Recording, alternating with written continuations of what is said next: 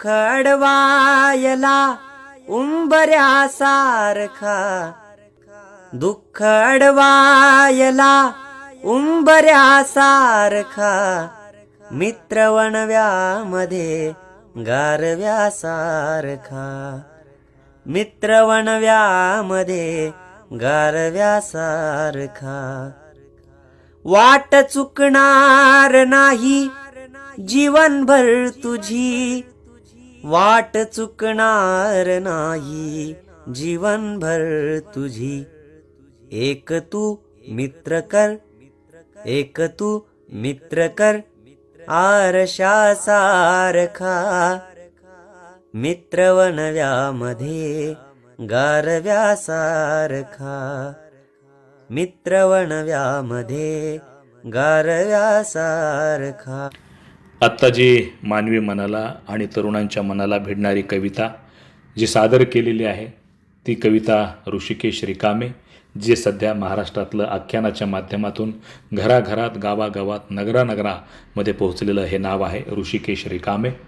त्यासोबतच ही कविता ज्यांनी लिहिलेली आहे, ज्यांनी आकारबद्ध केलेली आहे, ज्यांनी आपल्यासमोर देण्याचा प्रयत्न केलेला आहे असे कविवर्य अनंत राऊत सर यांनी मैत्रीला ही समर्पित केलेली कविता आहे. आणि मैत्रीला जागणारे आणि जगणारे माणसं या राज्यामध्ये, या गावामध्ये, या परिसरामध्ये खूप मोठ्या प्रमाणात आहेत. असाच एक काहीसा मानवी मनाला भिडणारा प्रसंग अंबाजोगाई शहरामध्ये घडलेला आहे. एक चांगली परिस्थिती त्या ठिकाणी सुरू होती. एक तरुण उद्योजक चांगला नावारूपाला येत होता आणि व्यवसायाच्या माध्यमातून स्वतःचं, परिवाराचं आणि गावाचं नाव या ठिकाणी पुढं करत होता. असाच एक तरुण सहकारी गणेश राऊत, ज्यानं अंबाजोगाई शहरातील छत्रपती शिवाजी महाराज चौक परिसरातील जे नगर परिषदेचं शॉपिंग कॉम्प्लेक्स आहे त्या ठिकाणी आविष्कार गारमेंट हे दुकान सुरू केलं. आविष्कार गारमेंटच्या माध्यमातून अंबाजोगाई शहर आणि परिसरातील जे काही नागरिक आहेत त्यांना जे लागणारे कपडे आहेत ते कपडे या ठिकाणी त्यांना पुरवण्याचं काम केलं. कपड्याचं दालन त्या ठिकाणी सुरू केलं. कपड्याचा व्यवसाय भरभराटीला येत होता. राऊत यांचं घर नावारूपाला येत होतं. अनेक मित्र, कंपनी, सहकारी त्या ठिकाणी गणेश राऊतला बळ देण्यासाठी पुढे येत होते. त्याच्या दुकानावर गर्दी करत होते. आविष्कार गारमेंटच्या माध्यमातून व्यवसाय चांगला सुरू होता. परंतु हे सगळं काही सुरू असताना कुठंतरी नजर लागते आणि ती नजर लागलेली जी आहे ती एखाद्या माणसाचं जीवन पूर्णतः बर्बाद करते, तबाह करत असते. असाच काहीचा प्रसंग त्या ठिकाणी छत्रपती शिवाजी महाराज चौकामध्ये जे आविष्कार गारमेंट आहे त्या ठिकाणी दिसून आला. एकीकडं मोठ्या प्रमाणात भरभराट होत होती, गणेश राऊतचं नाव होत होतं.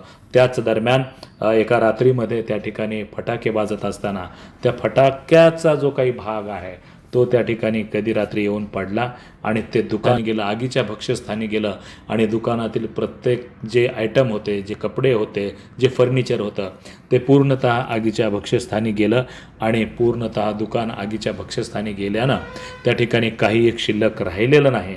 म्हणून गणेश हा पूर्णतः हतबल झाला.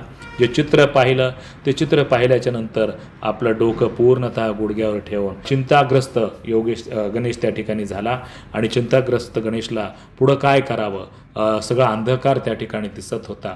मग या अंधकारातून बाहेर कसं यायचं हा प्रश्न त्या ठिकाणी सतावत होता.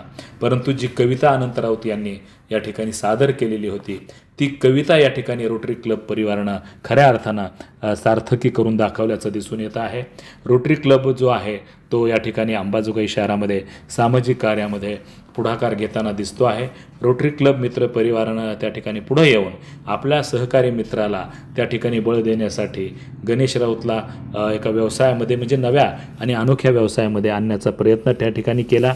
अंबाजोगाई शहरातील परळी रोडवर योगेश्वरी शिक्षण संस्थेच्या वतीनं जे काही शॉपिंग कॉम्प्लेक्स उभारण्यात आलेलं आहे त्या शॉपिंग कॉम्प्लेक्समध्ये दीप हॉटेल त्या ठिकाणी गणेश राऊतला सुरू करून देण्यात आलं.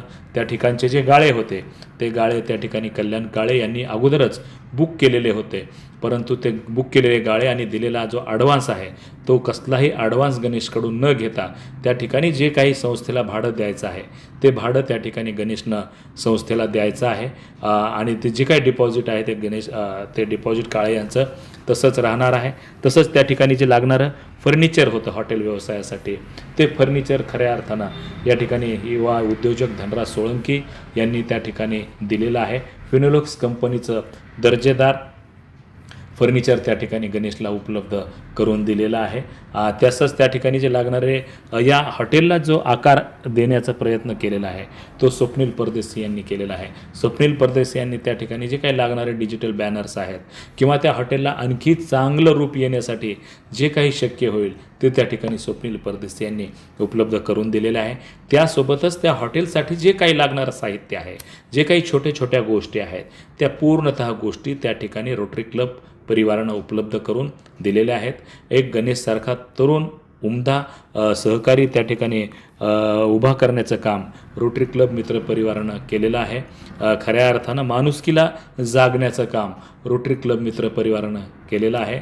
खऱ्या अर्थानं अशा उपक्रमाची गरज आहे, कारण एखादा मित्र जर पूर्णतः उद्ध्वस्त झालेला असेल तर अशा उद्ध्वस्त मित्राला बळ देणारे हात आवश्यक आहेत.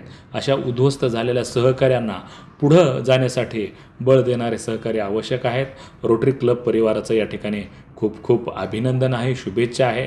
कारण आपला तरुण सहकारी जर उद्ध्वस्त झालेला असेल तर त्याला जीवनामध्ये नवचैतन्य निर्माण करून देण्याचं काम रोटरी क्लबच्या सर्व पदाधिकाऱ्यांनी या ठिकाणी केलेलं आहे. मी स्वतः या ठिकाणी गणेशचं अभिनंदन करतो आणि रोटरी क्लबच्या सदस्यांचा आभार व्यक्त करतो, कारण आपण एका उद्ध्वस्त माणसाला बळ देण्याचं काम केलेलं आहे, एका उद्ध्वस्त माणसाला उभं करण्याचं काम त्या ठिकाणी केलेलं आहे. दीप हॉटेलच्या माध्यमातून गणेश राऊत आज उभा ठाकतो आहे आणि त्याला बळ देण्यासाठी त्याचा संपूर्ण परिवार त्या ठिकाणी राबतो आहे. आणि जे काही सर्व मित्र परिवार आणि सहकारी आहेत ते आवर्जून त्या ठिकाणी दीप हॉटेलमध्ये जातात, नाश्ता करतात, जेवण करतात आणि त्या ठिकाणच्या पदार्थांचा आस्वाद घेऊन जे काही बिल असेल, जी काही रक्कम असेल ती त्या ठिकाणी अदा करून गणेशला पुढं जाण्यासाठी या ठिकाणी एक ताकद देत असल्याचं त्या ठिकाणी दिसतं आहे. गणेशला आणि रोटरी परिवाराला मी या ठिकाणी धन्यवाद देतो आणि थांबतो. परमेश्वर गीते, अंबासुगाई, जिल्हा बीड.